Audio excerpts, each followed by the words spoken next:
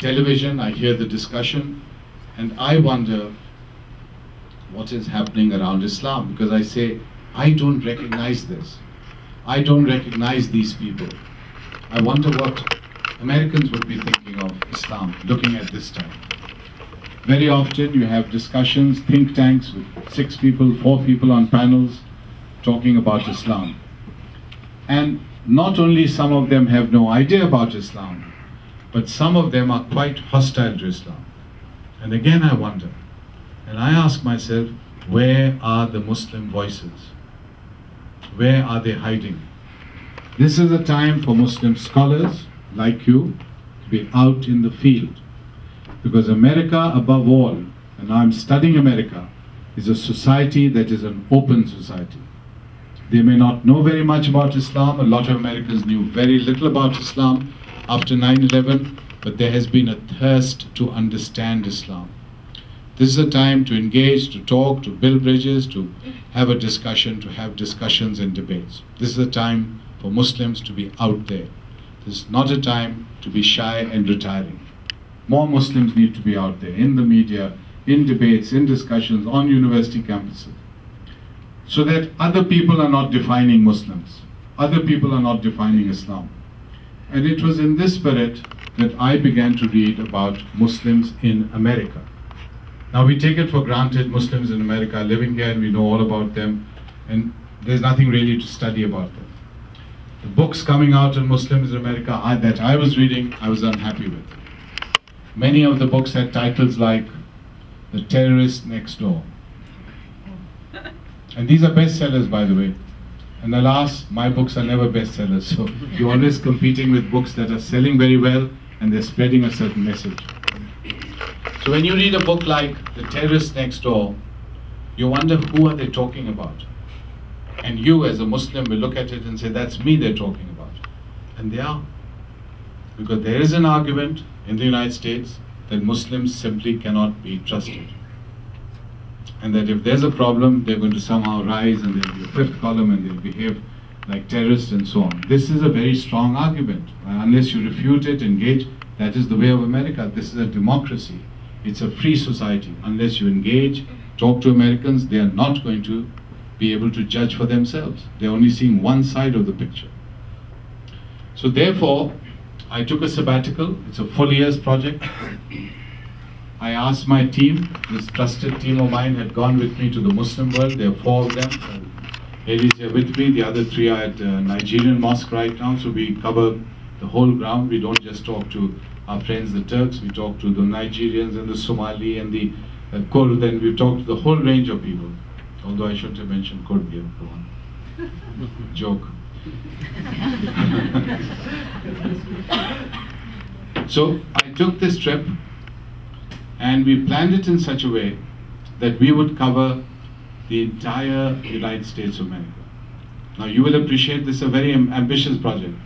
This is not only a great country, this is a great continent. If you look at the map, it spans a whole continent. So it was physically extremely challenging. We have been to something like 70 cities. We have been to 100 mosques, the whole range of mosques. Shia, Bora, I can mention sects that Kamal wouldn't even have heard of. We've been to them all. Yesterday we went and we took our friend from Saudi Arabia to the Bora community. And I'm sure, Shumaya, you hadn't heard of the Boras before I took her there. So here we are engaging with the whole panorama of Muslim society. And we are asking detailed questions. So I interview people, my team interviews people, we conduct questionnaires, and at the end of it, we put them together, the questionnaires, and build up a picture of the American Muslims. It's been done. They're excellent studies. You've heard of these wonderful studies, but they're restricted and limited. Ours is the first global picture of Muslims in America. But by that I mean based in actual ethnography. Ethnography means we spend time with you, spend the night, spend 2 nights. We have, during the month of fasting, we are fasting with you, we have sehri, we have iftar. We go through the whole process of living with you. So it'll be a very different kind of study. While talking to Muslims, we also talk to non-Muslims. We're talking to Jewish friends of ours, Christian friends of ours, atheists. We talk to everyone. And we get an idea of what they think about Muslims. And sometimes I don't talk to them because maybe they'll talk more politely to me. Americans are a very friendly people, very polite people, as you know. So therefore, my American team talks one-to-one, American to American. And they get a very interesting picture of what people think about Muslims.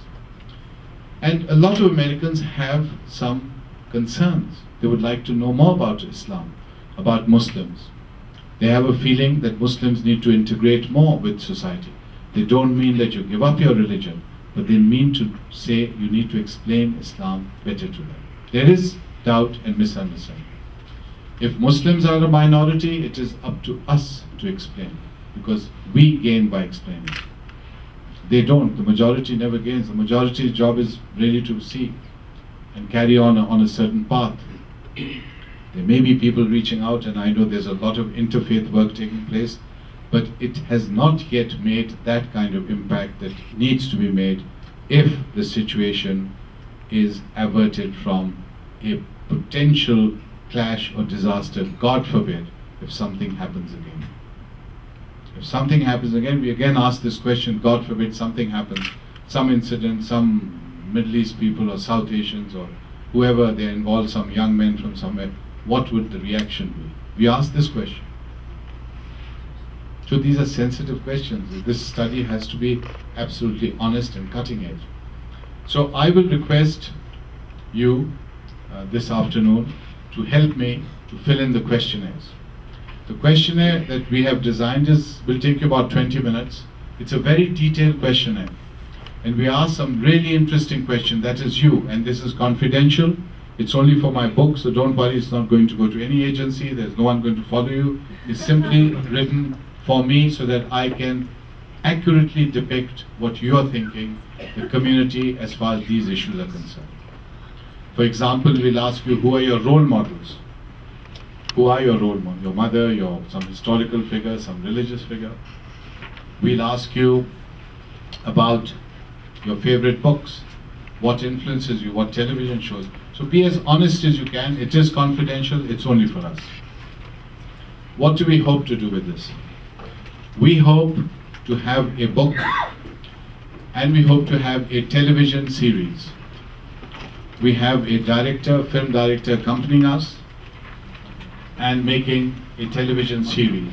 If you go to our blog, journeyintoamerica.wordpress.com, you will see every day we have a fresh blog.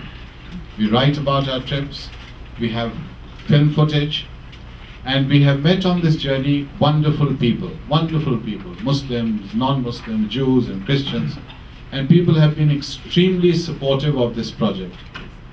We have had rabbis blessing us, we have had bishops blessing us, we have had imams blessing us.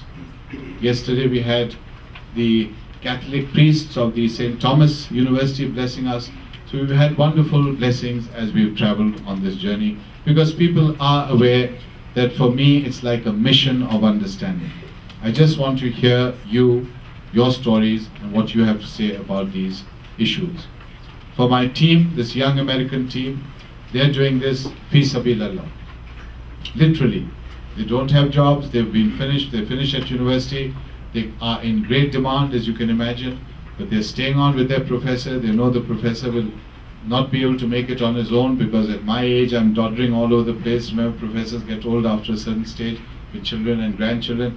I'm on a mission, and they're here literally to make sure that this project is done excellently and with the highest standards. So you can help us by being involved in this questionnaire and in the question answer session that we may have now after my talk. I do want to point out the importance of interfaith dialogue. One of the ways forward that we identify